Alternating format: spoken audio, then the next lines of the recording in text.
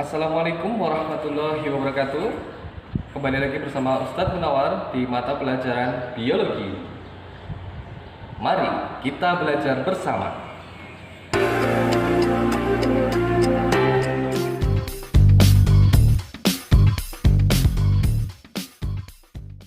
Pelajaran biologi. Apa kabar anak-anak? Semoga dalam keadaan sehat, walafiat, serta masih terjaga dalam keadaan iman dan Islamnya. Mari kita simak pembelajaran untuk hari ini, yaitu tentang keanekaragaman hayati dan klasifikasi makhluk hidup di bab 2 ya. Setelah kemarin kita mempelajari tentang ruang lingkup biologi, hari ini kita mempelajari tentang keanekaragaman hayati dan klasifikasi. Langsung saja kita simak pembelajaran berikut ini. Menurut Anda, mana yang lebih kamu sukai? Yang kosong atau yang ada titik-titiknya? Ya, bagian yang ini atau yang ini yang lebih Anda sukai? Oke, kalau Ustadz sih pilih yang ini ya, lebih bagus nih, ada putih-putihnya. Lalu mana yang lebih Anda sukai lagi? Yang ini atau yang ini? Warna-warni ya, tentu saja akan sangat indah ya. Atau yang ini, A atau yang B? Kalau yang ini hanya warna-warni saja, kalau yang ini warna-warni tapi memiliki banyak bentuknya. Nah, macam-macam bentuknya. Atau yang ini warna-warni tapi dengan background yang polos atau yang memiliki corak tertentu ini ya. Tentu saja pilih yang macam-macam seperti ini. Kalau lihat di sini di bagian kiri ini ya, ada kebun jagung. Kalau yang ini adalah hutan tropis. Mana yang lebih Anda sukai dan mengapa?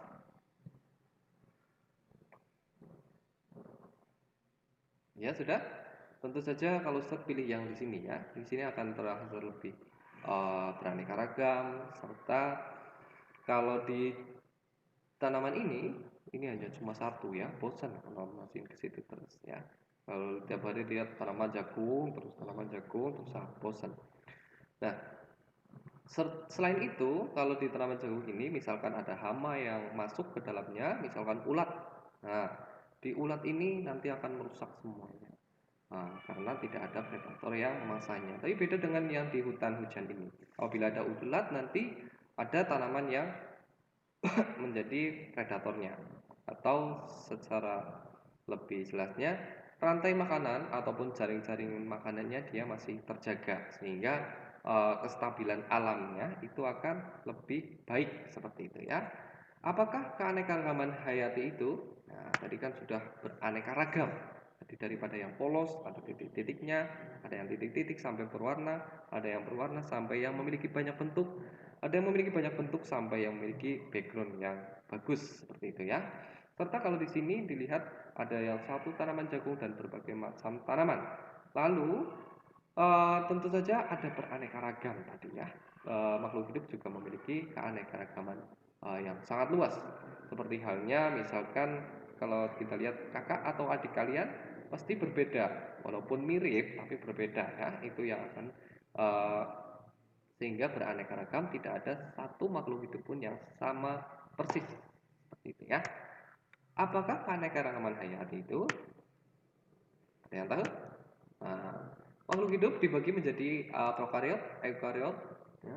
Ada prokariot yaitu cyanobacter dan bakteri. Kemudian ada eukariot, protista, fungi, plantae dan animalia. Apa itu prokariot? Prokariot adalah makhluk hidup yang belum memiliki membran inti sel.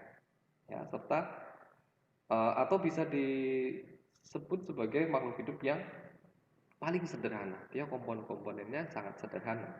Kemudian ada eukariotik yang sudah memiliki membran inti sel. Ada protista, fungi, plantae, animalia.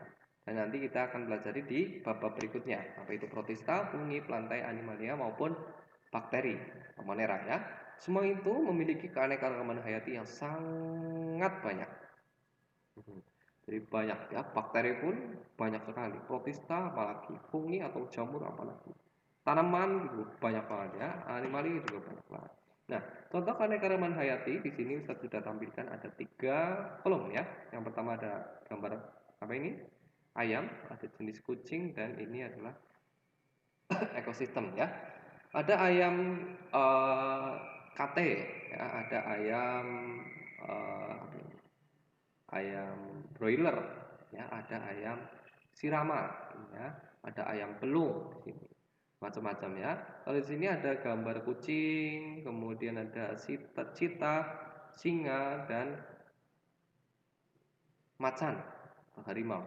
Di sini ada ekosistem gunung, ada padang pasir dan ada savana.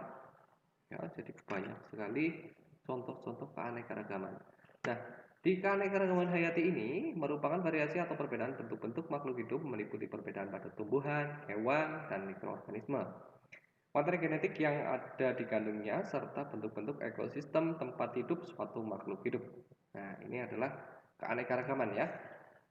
Serta untuk keanekaragaman hayati ini nanti dibagi menjadi 3. Yang pertama adalah keanekaragaman genetik, tingkat spesies, dan tingkat ekosistem.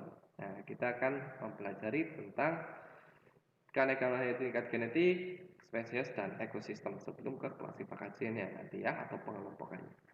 Ya, yang pertama adalah tingkat keanekaragaman tingkat genetik, yaitu terjadi karena keanekaragaman susunan gen.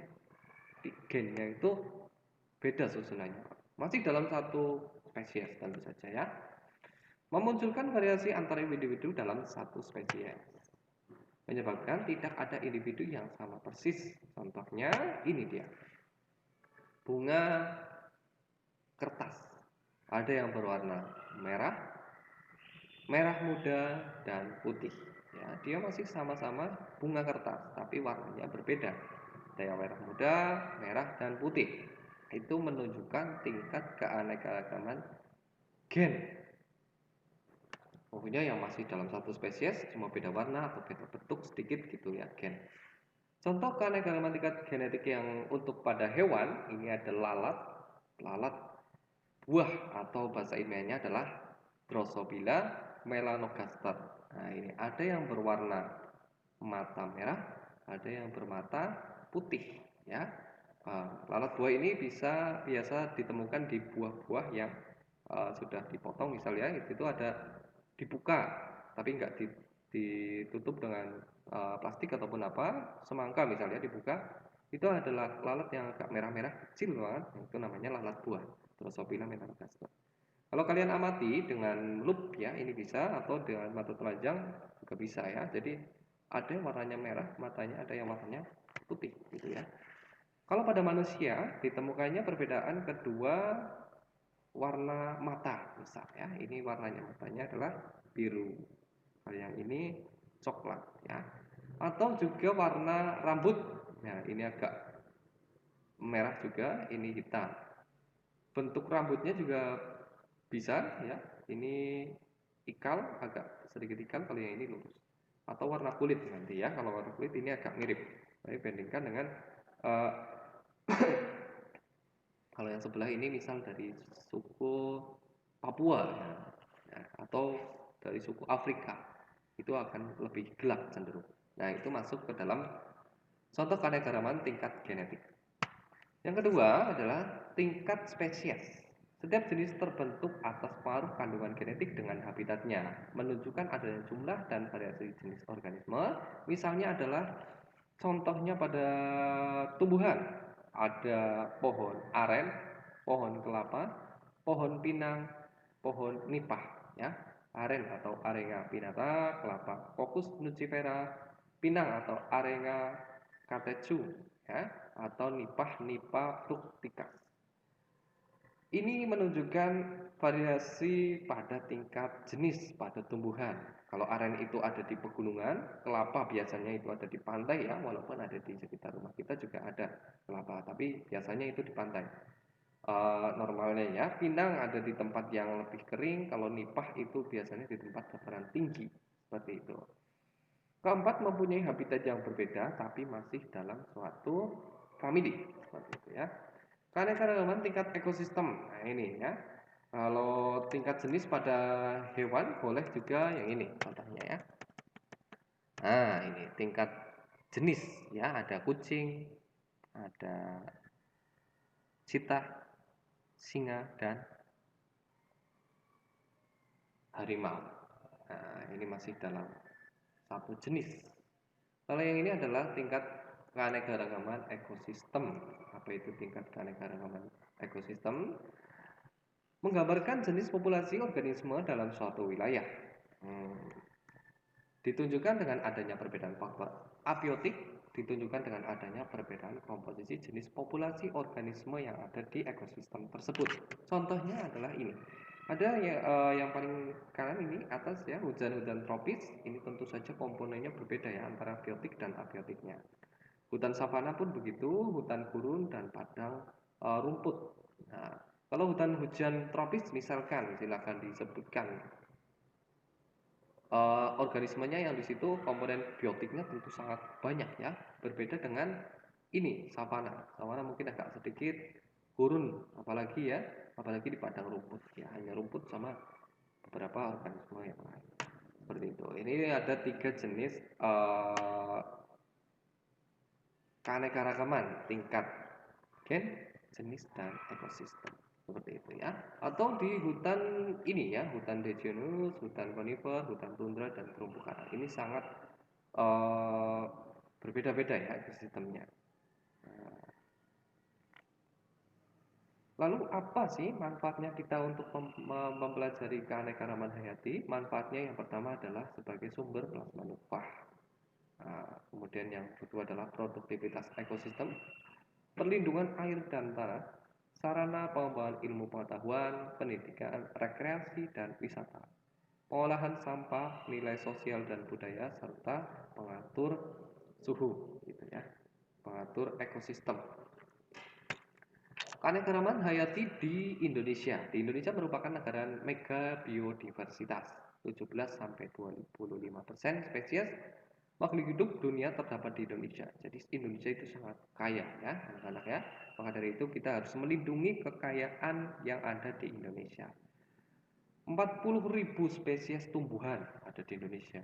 350.000 spesies hewan. 12.000 jenis jamur dan 1.500 jenis monera terdapat di Indonesia. Sangat kaya, bukan? Perkiraan jumlah spesies biota utama ini silahkan disimak ya. Ada monera sekian, jamur sekian, rumput laut misalkannya sekian, di Indonesia berapa, di dunia berapa. Ini menunjukkan bahwa Indonesia itu negara yang sangat kaya. Maka dari itu kita dalam rangka kemerdekaan Indonesia tentu saja dahulu sangat ingin ya negeri-negeri penjajah itu menginginkan kekuasaan di Indonesia ya, karena ini salah satunya adalah kekayaan Indonesia baik di faktor ekosistemnya, kekayaan alamnya gitu ya, itu sangat luar biasa. Maka dari itu kita harus jaga kemerdekaan dan keutuhan negara Republik Indonesia. Aktivitas manusia yang memengaruhi keanekaragaman hayati. Tentu saja ada aktivitas yang baik dan buruk. Ini ya, aktivitas manusia yang menurunkan keanekaragaman hayati diantaranya adalah 1. Perusakan habitat dan perubahan tipe tumbuhan. Kedua, penggunaan pestisida dan pencemaran lingkungan. Penebangan dan pembukaan hutan secara ilegal besar-besaran. Pemanfaatan sumber daya alam hayati yang berlebihan, pertambangan dan perburuan liar. Serta aktivitas manusia untuk melestarikan keanekaragaman hayati diantaranya adalah yang pertama ini penting ya. Melestarikan, kita harus melestarikan yaitu pembiakan in situ dan ex situ. Kalau in situ itu adalah sesuai dengan habitat aslinya. Misalnya adalah cagar alam. Kemudian kalau ex situ ini di luar habitat aslinya, salah satu contohnya adalah di kebun binatang. Nanti boleh dicari di berbagai sumber ya, mana yang in situ, mana yang ex situ. Klasifikasi makhluk hidup berdasarkan takson ini ya, nanti untuk klasifikasi. Pengelompokan makhluk hidup ke dalam tingkat tertentu berdasarkan kesamaan karakter yang terdapat diamati antara lain morfologi, sifat genetik maupun tingkah lakunya. Jadi makhluk hidup itu bisa diamati dari morfologinya atau dari bentuknya, kemudian dari sifat genetiknya atau komponen penyusunan gennya, dan tingkah lakunya dalam kehidupannya dia berinteraksi dengan lingkungannya. Tujuan klasifikasi adalah menyederhanakan makhluk hidup yang beraneka ragam. Tentu saja kita dalam kehidupan sehari-hari pun seperti itu ya. Ada dikelompokkan ke dalam siswa yang laki-laki duduknya sebelah kanan, kalau siswa yang perempuan duduknya sebelah kiri. Nah, itu salah satu bentuk klasifikasi yang paling sederhana. Begitupun dengan di biologi ya, jadi ada tumbuhan itu diklasifikasikan menjadi misalkan di genus Araceae gitu ya, ataupun di famili rumput-rumputan, famili palem gitu ya. Jadi contohnya seperti itu. Atau di hewan juga seperti itu. Jadi untuk memudahkan dalam penelitian, tentunya dalam pembelajaran. Terdiri dari 7 takson. Yang pertama adalah regnum, divisi, klasis, ordo, famili, genus, dan spesies. Klasifikasi itu ada beberapa jenis. Yang pertama adalah klasifikasi alamiah, klasifikasi artifisial, klasifikasi konvensional, modern, genetik, dan evolusioner serta kaldistik. Untuk pengertiannya nanti boleh dicari tersendiri ya, Ustaz yang menjelaskan semuanya. Ataupun di LKS juga sudah ada, nanti boleh dibaca sendiri. Klasifikasi alamiah itu seperti apa? Artifisial, konvensional, modern, genetik, statistik maupun evolusioner, itu keuntungan maupun kelebihannya seperti apa. Ini sistem klasifikasi yang berkembang saat ini ya, ada 3 kingdom, 2 kingdom, 4 kingdom, 5 kingdom, sampai 6 kingdom. Kalau dahulu, ini ilmu yang mungkin tahun 1800-an ya, ini masih 2 kingdom, yaitu makhluk hidup dibagi menjadi 2, antara plantae dan animalia saja. Jadi ada tumbuhan dan hewan saja. Namun perkembangan ilmu semakin tinggi ya, menemukan makhluk hidup dibagi menjadi 3, yaitu monera, plantae, dan animalia. Ada lagi monera, fungi, plantae, dan animalia. Monera tambah lagi protista ya, ini ada fungi, plantae, dan animalia.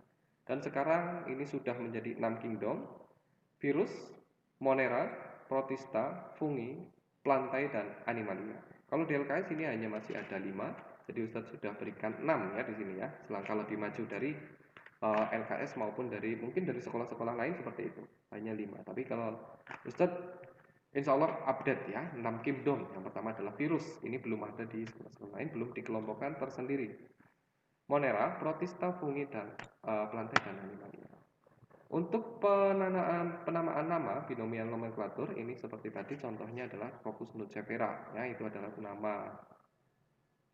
tanaman kelapa, atau Manihot ultissima itu adalah tanaman singkong gitu ya. Jadi harus ada nama Latin yang menyatukan dari berbagai negara maupun di belahan dunia. Nanti jangan sampai, kalau contoh yang sederhana adalah tanaman pisang ya. Kalau di Jawa itu namanya gedang, tapi kalau di Sunda itu tanaman pisang gedang itu, kalau di Sunda itu namanya adalah yang dimaksud pepaya.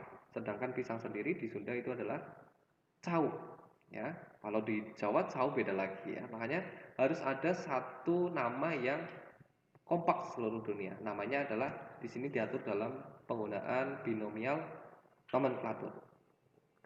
Bi itu 2, menggunakan bahasa Latin ya, terdiri dari 2 kata. Kata pertama berupa nama genus, diawali huruf kapital, dan kata kedua nama spesifik atau spesies, ditulis huruf kecil. Penulisan nama ilmiah ditandai dengan pembuatan 2 garis yang terpisah untuk nama genus dan spesies, atau dicetak miring. Contohnya ini, Varanus komodoensis. Ini adalah nama ilmiah dari komodo. Varanus ini yang pertama huruf besar V ya. Kemudian Varanus kecil semua, komodoensis K diawali huruf kecil. Jadi sesuai sudah. Dicetak miring sudah sesuai. Ataupun kalaupun tidak dicetak miring, dia hanya menggunakan 2 garis bawah ya, atau underline yang terpisah seperti itu. Ini sudah ya tentang klasifikasi keanekaragaman hayati dan pendanaan nama. Jadi Ustadz singkat karena memang di era pandemi ini kita banyak mengalami pemadatan jam. Namun karena pemadatan jam itu ataupun pertemuan kita yang sangat singkat tidak mengurangi kualitas belajar kita. Jadi Ustadz harap silakan nanti setelah ini Ustadz akan berikan lembar kerja untuk kalian dikerjakan ya. Lembar kerjanya seperti ini.